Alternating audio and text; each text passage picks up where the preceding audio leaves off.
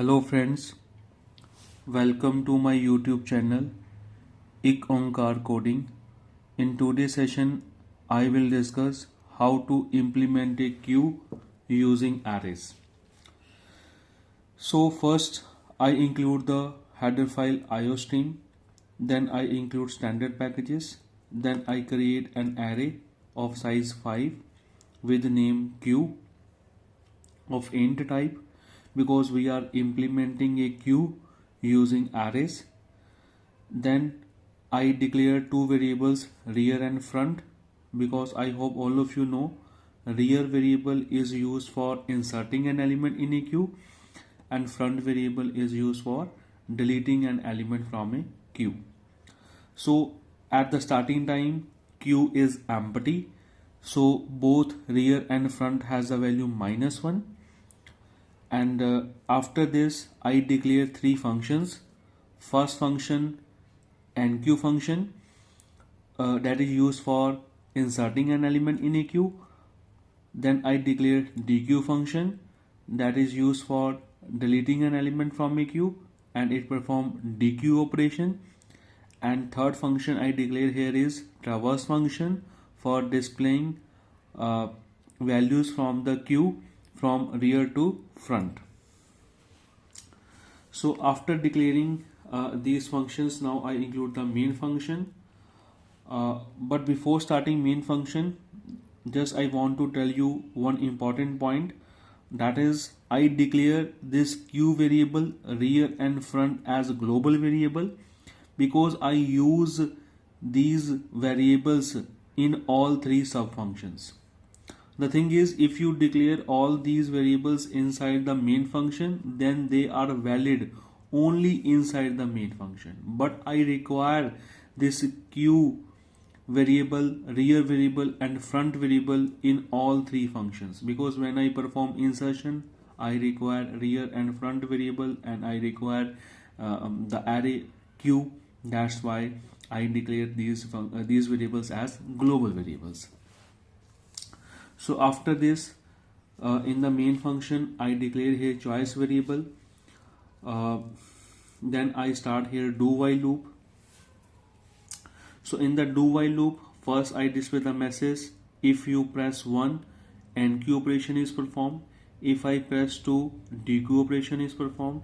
If I press 3, traverse operation is performed.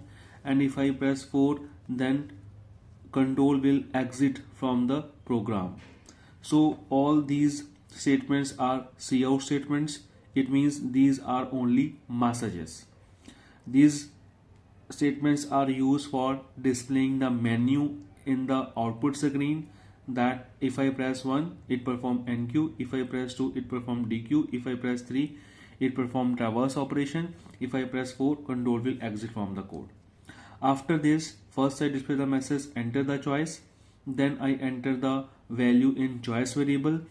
I declare this choice variable of int type because I enter the integer value in choice variable like 1, 2, 3 and 4. After this, now I include a switch structure. So in the switch structure I pass this choice variable. Now whatever value you entered for the choice, that value passed here in the choice variable. After this I implemented different cases in the switch structure. Case 1 is implemented for performing the enqueue operation, then break is encountered. Here I call the enqueue function. In case 2 I call dequeue function. Here I display a message item deleted from queue, and then this dequeue function returns the item that we are deleting from the queue. Then break is encountered. After this I create case 3 for calling traverse function. Here traverse function is called, then break is encountered, and after this I implement case 4. Now case 4 is implemented to call exit function because if user enter the choice 4, then exit function is called and control will exit from the program. After this, here switch structure is closed. After this, here this is the close curly braces of the do while loop, and here I give the while condition while choice is not equal to 4, because if you enter the choice 1 is not equal to 4, condition true, it means it execute case 1, and in case 1 I perform enqueue operation. If I press 2, if I enter the choice 2, then 2 is not equal to 4, again condition true, and in case 2 dequeue operation is performed. If I press 3, if I enter the choice 3, then 3 is not equal to 4, again condition true, then traverse operation is performed. If you enter the choice 4, 4 is not equal to 4, condition false. In that case, this do while loop is not executed. In that case, control will exit from the program code. After this, return 0 and main function is close. Now I define all three functions. So first I define enqueue function. So I hope all of you know how to perform the enqueue function. Enqueue means when we insert an element in a queue. So for inserting an item, I declare item variable. Now before performing enqueue operation, first I check queue is overflow or not. Now how to check the queue is overflow or not? Because here the size of the queue is 4. So here we have suppose we have how many elements? We have 5 elements, 1 2 3 4 and 5. Here index is 0, then 1, then 2, then 3, then 4. Okay, so at the starting time, rear has a value -1, front also has a value -1, because right now queue is empty. So rear and front has a value -1. Now if queue is full, in that case rear has a value 4, because when I insert first item 10, suppose you are inserting first item 10, at that time rear and front both are updated. Okay, so how we check? The thing is, when we insert first element, and in that case both rear and front are updated, and when we enter second element, third element, when we enter any element except first element, then only rear is updated in that case. Okay, so if front double equal to -1,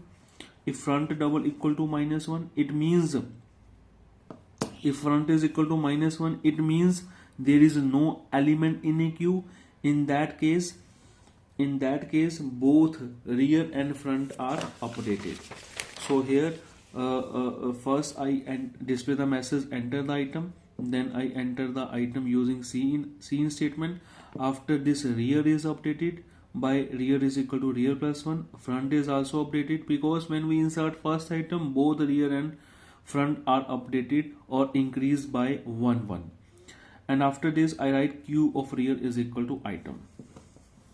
So this code is executed when we insert first element in a queue. After this, if we are inserting any other item, then control move to the else part. If front is not equal to -1, it means we are inserting any other element except first element. In that case, this condition values to false. Suppose front has a value 0 is not equal to -1, condition true in that case. Okay, so if a front is not equal to -1, it means we are inserting any other element. So in that case, control go in the else part here. So in that case, first we enter the item using cin statement. After that, only rear is updated. So rear is equal to rear plus 1 and queue of rear is equal to item. And here this else structure is closed, and here this is the close curly braces of the enqueue function. Here your enqueue function is completed. Now the thing is, if all elements are inserted here, suppose here 20, then when we insert third element, first rear is updated. First rear is updated to 2. After this we insert third item. If you want to perform another enqueue operation, then first rear is updated. So now after this we enter the next item 40, and if you want to perform another enqueue operation, then again rear is updated. First rear is updated, and after that element is inserted 50. Now here rear, what is the value of rear? At this time rear has a value 4. What is the value of front? Front has a value 0 in this case. So here when we insert next item, if you perform another enqueue operation, then rear has a value 4. Now 4 greater than equal to 4, condition true. So here what will display? It will display queue is overflow, and in that case exit function is called. Control will exit from the code, because if overflow is occurred, it means there is no space to insert next element in a queue. So in that case overflow is occurred, and control will exit from the code.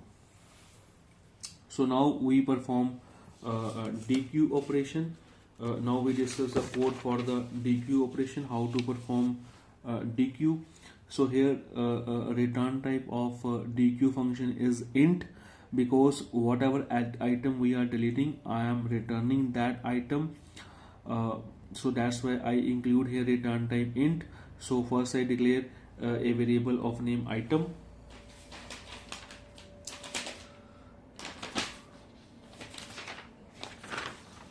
So after this, first, now when we perform a dequeue operation, first I check that queue is underflow or not. Now how to check the queue is underflow or not? If front double equal to -1, is front double equal to -1, it means there is no element in a queue. If there is no element in a queue, it means we are not able to perform dequeue operation. So in that case underflow is occurred and exit function is executed, and control will exit from the code. After this, now we are checking that how, if there is only one element existed in a queue, if there is only one element existed in a queue, suppose 1 2 3 4 5 0 1 2 3 and 4. In that case rear and front both point to which location? 0 index. Okay, so when I delete this item 10, after this rear and front both are updated with value -1. So how we check there is one element or multiple elements in a queue? So here I check the condition, here I include the condition, I evaluate the condition. If rear double equal to front double equal to 0, if rear is exactly equal to front or equal to 0, in that case it means we have only one element in a queue. So first we fetch the this item 10 in a variable item. So I write here item is equal to queue of front.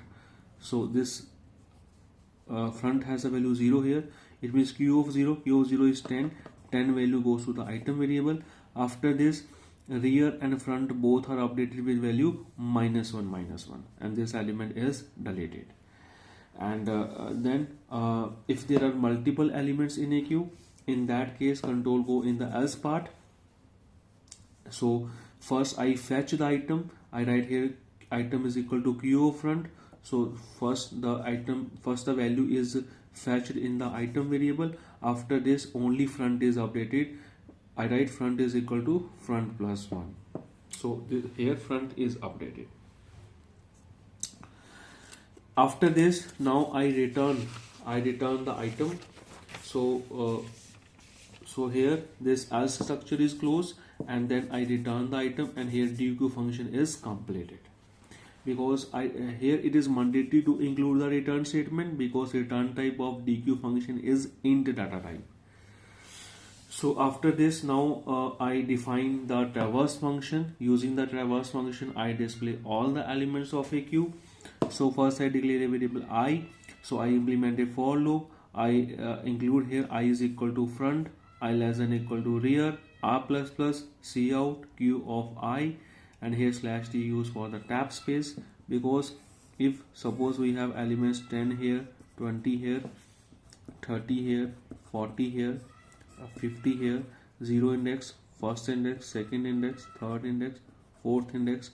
So at this time front has a value 0 and rear has a value 4 in this case. So I is equal to front means I is equal to 0, I less than equal to rear means rear has a value 4, and 0 less than equal to 4 condition true, then q of 0. What is the value of q of 0? 10 will display. After this I is updated 1 less than 4 condition true, then q of 1 will display means 20 will display. In a similar way all elements are displayed, 30, 40 and 50 all elements will display from using this for loop. I hope all of you understood the implementation of a queue. Thank you for watching my video, and if you like my video, kindly comment, share and subscribe my channel. Thank you.